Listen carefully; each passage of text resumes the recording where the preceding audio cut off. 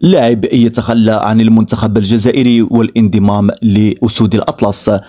اختار لاعب نادي أميان الفرنسي الدرجة الثانية أمين شعبان الذي كان يلعب لصالح المنتخب الجزائري لأقل من 17 سنة الانضمام للمنتخب المغربي واستكمال مساره الكروي الدولي رفقة أسود الأطلس.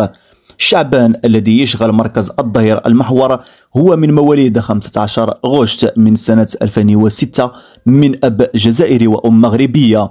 كان قد اختار المنتخب الجزائري ولعب لفئة أقل من 17 سنة قبل أن يعدل عن قراره ويختار استكمال مساره الكروي الدولي رفقة المنتخب المغربي. وظهر اسم أمين شعبان الذي يلعب رفقة نادي أميان في الدرجة الثانية من الدوري الفرنسي لأول مرة في لائحة المنتخب المغربي لأقل من 18 سنة التي أعلن عنها الإطار المغربي سعيد شيبة أمس الخميس. يشار إلى أن المنتخب المغربي لأقل من 18 سنة الذي يقوده سعيد شيبة سيشارك في دوري الدولي سينظم بإنجلترا، حيث سيواجه في المقابلة الأولى يومه الجمعة منتخب إيرلندا الشمالية على الساعة 7 مساء، فيما سيواجه في المقابلة الثانية منتخب إنجلترا يوم الأحد المقبل على الساعة 1 زوالا.